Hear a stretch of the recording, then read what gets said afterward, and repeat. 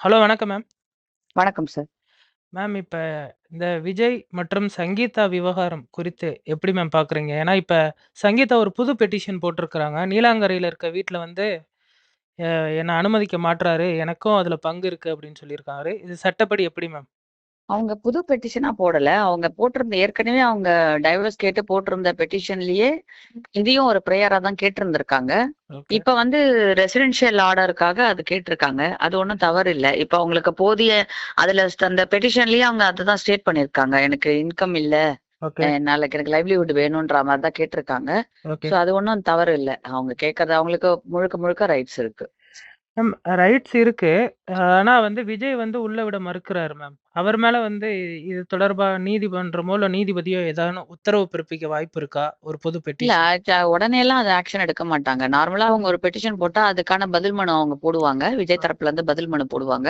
ம். அதுக்கப்புறம் அதுக்கான என்கொயரி வச்சு, ம். அதுக்கப்புறம் கோர்ட் ஆர்டர் போடும். அந்த கோர்ட் ஆர்டர மீறினா தான், அதுக்கப்புறமா மத்த நடவடிக்கைகள் மேற்கொள்வாங்க.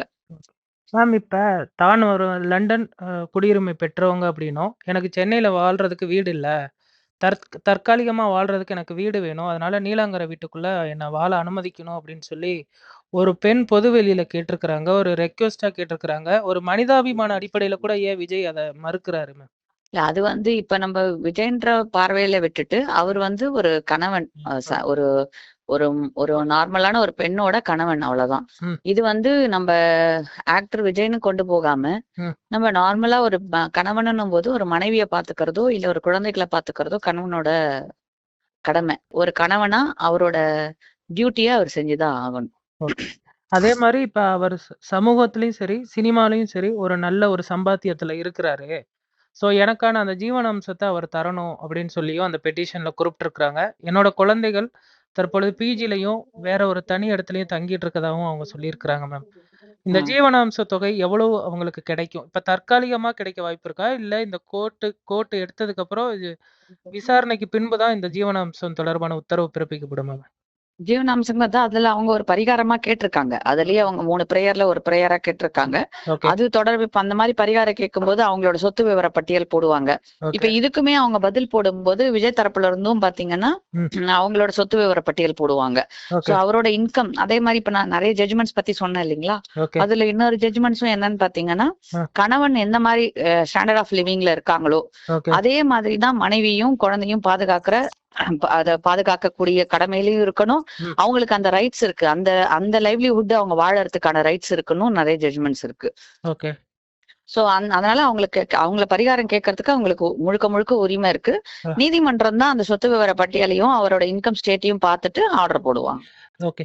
இப்ப ஏப்ரல் 20 ஹியரிங் வருது மேம். அப்ப வந்து ம். அவர் நேர்ல ஆஜராகி தன்னுடைய விளக்கத்த குடுக்கணுமா? இல்ல அவரோட அட்வொகேட் ஆஜராகி விளக்கத்த குடுத்தா மட்டும் போதுமா மேம்?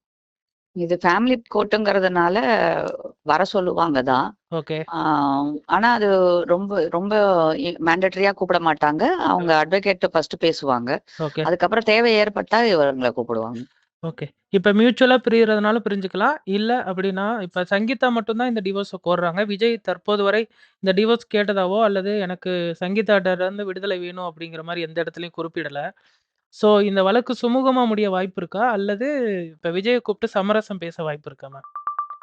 அது கோர்ட் கண்டிப்பா அது மீடியேஷன் அதெல்லாம் ஏற்படுத்தும் தான். ஓகே. கவுன்சிலிங், மீடியேஷன் அதெல்லாம் ஏற்படுத்தி குடுப்பாங்க தான். அது ஓகே. திருப்பி சொல்றேன் விஜய்ன்ற இல்லனாலுமே ஒரு கணவன், மனைவி பிரியிறாங்கன்னும்போது பிள்ளைகள் எதுலயும் பாதிக்கப்படக்கூடாதுன்ட்டு ஒரு மீடியேஷனையோ, இல்ல அ. கவுன்சிலிங்கையோ ஏற்பாடு பண்ணி நீதிமன்றம் கண்டிப்பா ஏற்படுத்தி குடுக்கும். ம். ஆ இப்ப அவர் வந்து வேற என்ன கேட்டீங்க நீங்க? அதான் மேம். இப்ப அவர் தரப்புல இன்னும் டிவோர்ஸ் கேட்ட மாரி தெரியல. எந்த இடத்துலயும் அது வந்து கோர்ட். இவங்க தான் டைவர்ஸ் கேட்டிருக்காங்க. ஓகே. அது வந்து ஒரு பெண் டைவர்ஸ் கேக்குது அப்படிங்கிறதுக்காக அவங்களோட உரிமையெல்லாம் குடுக்கக் கூடாதுன்றது அர்த்தமும் கிடையாது. ம். அதாவது அவர் வந்து விட்டுட்டு போனதாகவும், அதே ம். மாரி அவங்க வந்து ஒரு பொது தரப்புல சொல்லியிருக்காங்க. அவர் வேற ஒரு பொண்ணோட இருக்காரு அப்படின்ற மாதிரி. ம். சோ அந்த மாதிரி குரியாலிட்டிலாம் இருக்கும்போது, அவங்க சேர்ந்து தான் வாழணுன்றதெல்லாம் சொல்ல முடியாது. ம். அவங்களோட தனிப்பட்ட விருப்பம் விவாகரத்து கேட்கறது. ம். அது வந்து ஆனா அந்த விவாகரத்து அவங்க கேட்டாலும், ம். மனைவியும், குழந்தையும் காப்பாற்றக்கூடியது அவருக்கு. ம். அவருக்கு விருப்பம் ஏற்பட்டு மியூச்சுவலா வந்துர்றேன் அப்படின்னு சொன்னார்னா, ம். அதுக்கான என்ன செட்டில்மெண்ட்டோ அத பண்ணிட்டு மியூச்சுவல் போவாங்க. Okay, okay ma'am.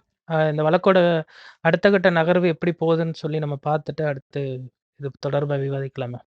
நன்றி மேம். நன்றிங்க.